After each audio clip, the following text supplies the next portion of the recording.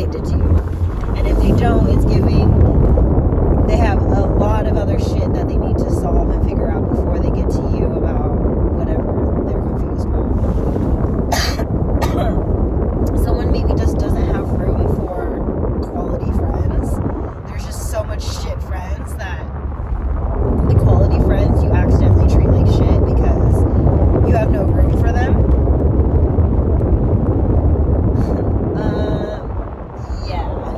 Collective, this message is for you if you resonate with those messages, but also you could drive a white truck, you could work in construction, you could live out in the suburbs or in the country somewhere. I'm also hearing traveling to an area that's different than where you're from is going to grow you. It's going to put you out of your comfort zone in ways that are good for you. For example, small town vibes. I'm a small town girl and I went to Atlanta, Georgia recently, and I came back a changed person. And you may resonate with people still looking at you as if you're the same when you're not, and it's giving shocking. It's giving you need to give them space to catch up. Maybe they didn't get the memo that you're gonna be doing what you want anyway. It doesn't, like, opinions. I received this channeled message before recently, and it's like, this was a few days ago, a reader was talking about it, and it's like, opinions are like assholes, everyone has one, but are you gonna listen? Are you going to pay attention to that?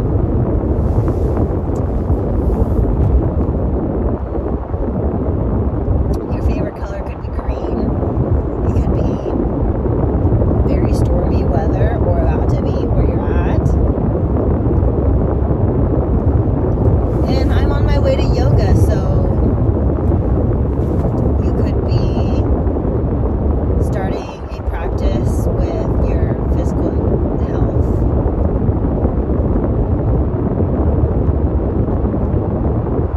Just being mindful of what you're consuming, and notice when someone's really pressing on something, like, why do they want you to eat so bad? Why do they want you to go out so bad? Why do they want you to change your mind so bad?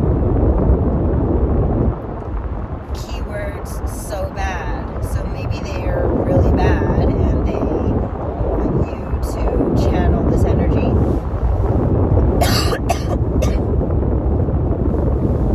They want you in the same place as they are. They don't. It hurts their ego if they're here and you're up here. They want to take you down a few notches so that they feel like an equal with you again. But they're not willing to do the work to rise up. Does that make sense? Like, someone's just dragging you down, is what I'm hearing. Or someone's, like, maybe not even aware that they're operating off of their jealousy, because they're operating off of how they feel, but maybe they're being emotionally manipulative.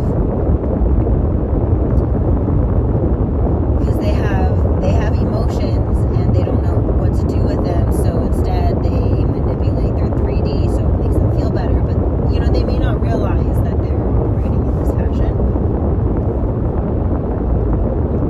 Literally question them. I mean, don't be accusatory, like, I know you're jealous, I know you're this, I know, like, you don't know that.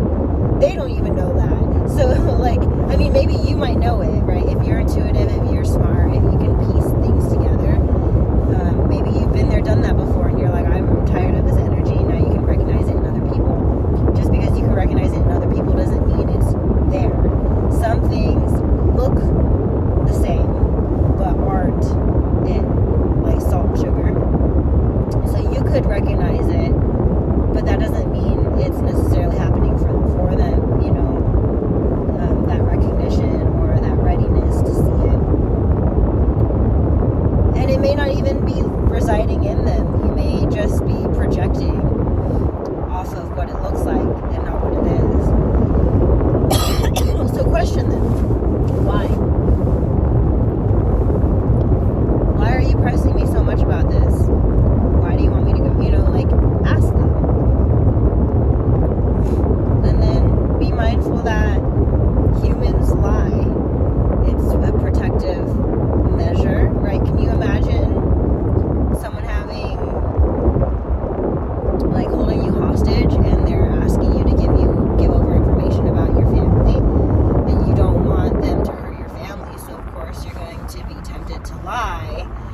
and tell the truth about, I mean, maybe. I guess you don't really know until you're in that situation what you would do. If your life depends on it, you might put your loved ones up for gamble. But in that case scenario, I was just validating that people will lie to protect something, and sometimes there's an ego to protect, a bad ego.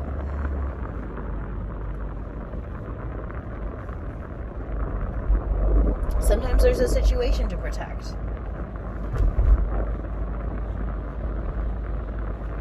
I'm not condoning lying by any means, but just being mindful that even when you question someone, they may lie to you.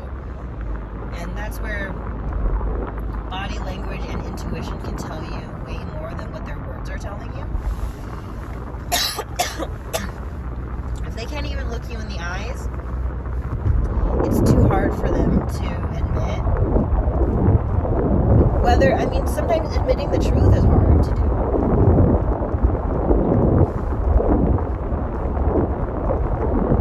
But when someone's lying to you, they may not be able to sit comfortably. You may see them squirming. You may find that maybe you believe them, and then when you are having doubts, you see them be struck with karma. You see them struck with some sort of situation, like maybe they won't be able to sleep. Maybe they won't be able to do things that they are normally able to do because the universe is trying to show them you can't do that and get away with it. It's giving the universe is going to help reveal stuff to you simply by you focusing on yourself, you holding space, right? I don't think the universe can orchestrate some of these things if you're in a shared space with those who are hurting you, because if they're hurting you, the universe is going to hurt them back. But if you're in their same space, you might be caught up in the mess, and you might end up getting hurt. So your spirit guides are like, well, we're protecting you, but how can we protect you if you insist on being around what's harming you? We can't harm what's harming you. We can't show you what's harming you if you insist. It's like continuing the cycle. Like, at that point, you want to be hurt. You want this shit to continue. You know, if you don't hold space, if you don't say your goodbyes, or, you know, in due time, you don't give yourself space to process and feel and come to conclusions for yourself, right? I think there are some people who may want to insert their opinions before you even form an opinion yourself. Like,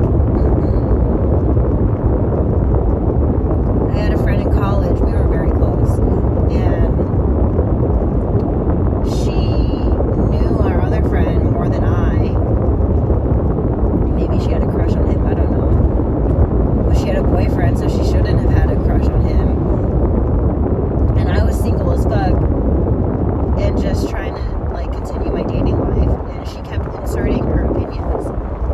And I think it was obvious to everyone in the group except me that there were some people who wanted a chance with me, but, like, everyone knew I wasn't ready. Everyone knew I was still, like, heartbroken and shit. But then she was saying, like, oh, you don't want to get close to that guy, like, and I'm like, but why? Like, it just didn't make sense, like, where she was coming from, and she, like, inserted her opinion, and it would be, like, restaurants I'd never been to, or, like, it was, like, giving gaslighting, like, just sharing, oh, she had an awful experience there, and it's like, well, sure, like, I'm going to hear that a little bit and not want to go there because I don't want to have an awful experience. But at the same time, it's like, see for yourself. Excuse me. I'm going through a throat chakra ascension because in Atlanta, Georgia, I got to karaoke, and that shit's a vibe, bro. It's a vibe over there. And coming back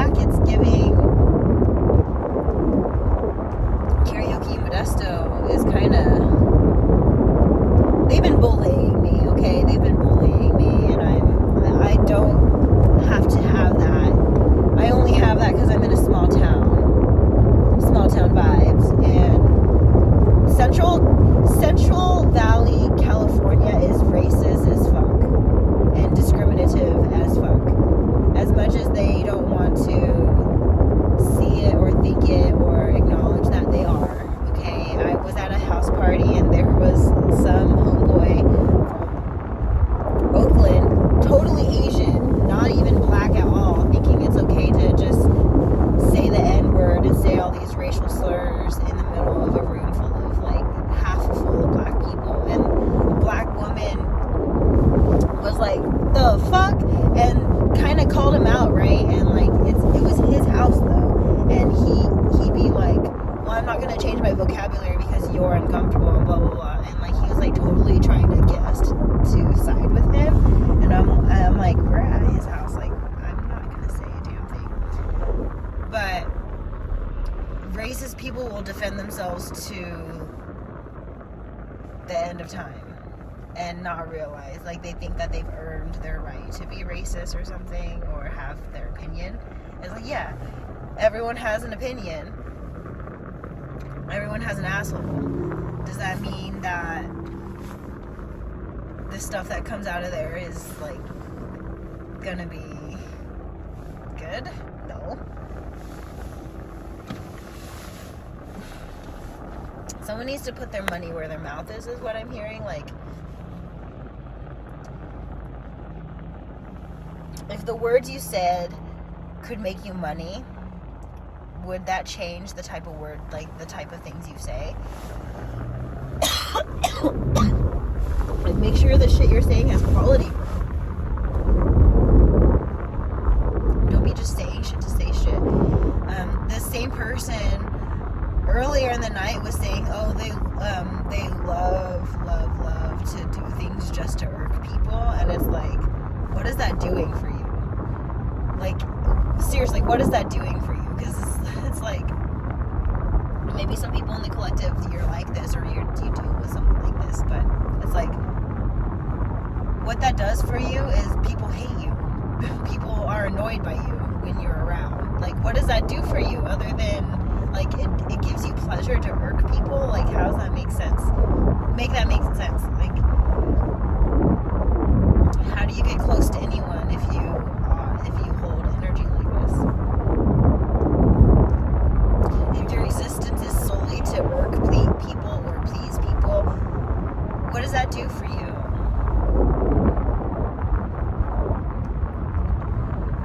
A part of collective is needing to